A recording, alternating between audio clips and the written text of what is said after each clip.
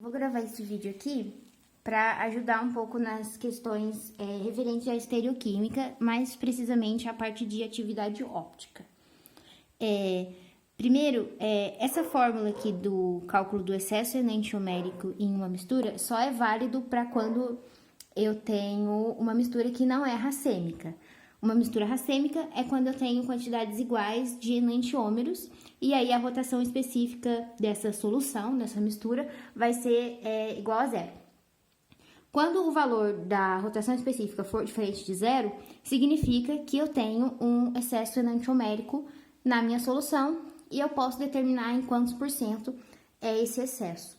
E o que eu vou fazer é demonstrar como que a gente faz isso e eu vou fazer um exercício que eu acho que é a melhor forma de demonstrar. A levodopa ou L-dopa é um medicamento utilizado para se tratar o mal de Parkinson. Ela apresenta uma rotação específica a 15 graus Celsius de menos 39,5. Então, vou anotar aqui que a L-dopa a quantos graus? A 15 graus Celsius apresenta a rotação específica de menos 39,5 graus. Um químico preparou uma mistura de L-dopa e seu enantiômero. Quem é o enantiômero de L-dopa? É outra L-dopa, na mesma condição de 15 graus Celsius. Porém, a rotação específica do enantiômero é positiva. Então, mais 39,5 graus. Isso é pela interpretação do exercício e de conhecimentos anteriores. Um químico preparou uma mistura de L-dopa e seu enantiômero. Essa mistura apresentou uma rotação específica de menos 37. Alfa da mistura igual a menos 37 graus. Parte 1 de como resolver um exercício desse para saber a porcentagem de enantiômero em excesso.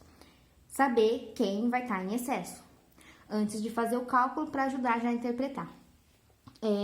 Alfa da mistura, na solução que eu tenho os enantiômeros, eu tenho uma rotação de menos 37, num valor negativo.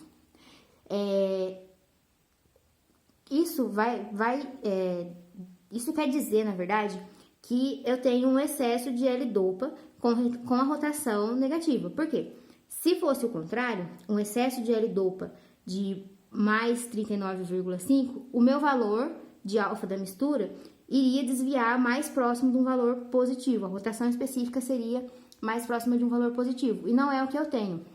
Então, a primeira parte de um exercício desse é interpretar quem está em excesso, analisando os valores de alfa da mistura e alfa dos enantiômeros. Então, eu sei, pela interpretação, que L-dopa de rotação negativa, eu não sei se é R ou se é S, o exercício não fornece, mas eu consigo fazer o exercício do mesmo jeito, é essa aqui, a L-dopa em excesso. E aí, agora eu vou calcular a porcentagem desse excesso. Aqui do lado. A porcentagem do excesso enantiomérico é igual ao módulo de alfa da mistura, que é 37. Opa, aqui eu esqueci de colocar vezes 100%, porque esse valor é dado em porcentagem. Sobre alfa do enantiômero. Tanto faz se eu pegasse o valor positivo ou negativo, porque é módulo, mas se você for demonstrar em conta e não colocar não colocar aqui em módulo, você usa o que o exercício deu, que no caso seria menos 39, mas você ia estar errando, porque você não faz isso, módulo, não considera o valor. Dividido por 39,5 vezes 100%. Esse valor vai ser igual a 93,6%. Isso é referente só ao excesso, só a essa L-dopa de rotação menos 39.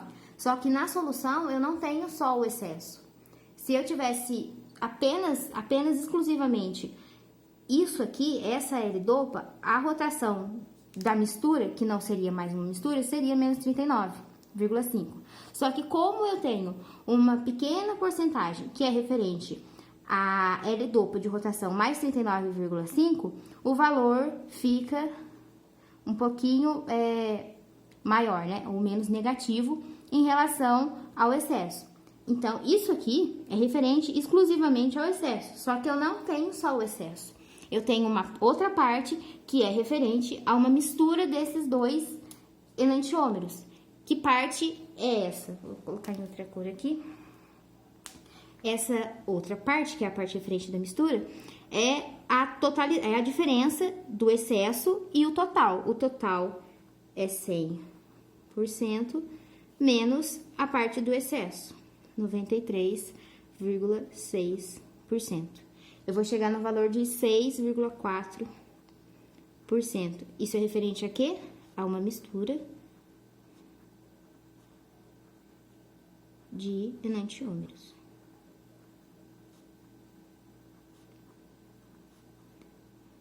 Nessa mistura de enantiômeros, o que eu tenho?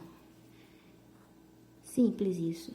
Nessa mistura, eu tenho a L-dopa de rotação positiva e a L-dopa de rotação negativa. Em quantos por cento? Eu vou pegar esse valor de 6,4 e vou dividir equivalente para os dois enantiômeros. Então, 3,2% e 3,2%. Então, agora eu posso determinar qual é o valor real do excesso de enantiômero que eu tenho nessa solução, nessa mistura. Como? Considerando o valor exclusivo do excesso, onde eu não estou considerando a outra parte, que é referente a uma mistura. Então, eu vou pegar esse valor e vou somar com a parte que é referente à mistura. Então, a resolução desse exercício será 93,6% mais 3,2%. Isso vai me dar 96,8% de L-dopa, rotação menos em excesso. Essa, na verdade, é a única forma de resolver esses exercícios. É a única interpretação que você pode ter. Primeiro, você vai encontrar um valor que é referente apenas e exclusivamente ao excesso, mas você não tem só o excesso. Se você tivesse só o excesso, você teria só um enantiômero e a rotação seria exatamente igual a desse único enantiômero. O que não acontece, você tem um valor de rotação diferente de um enantiômero só, o que significa que tem uma outra parte que é referente ao outro enantiômero. Que parte é essa? A diferença de 100% em relação ao excesso enantiomérico, que é 6,4%. 6,4% é referente ao quê? A mistura dos enantiômeros que eu tenho naquela solução. O que eu faço? Vou dividir esse valor em duas partes iguais, porque eu vou ter partes equivalentes do enantiômero, e eu vou, no final das contas, somar a parte referente à mistura do meu enantiômero em excesso e a parte referente a só o excesso de enantiômero. Esse é o padrão para a resolução desses exercícios.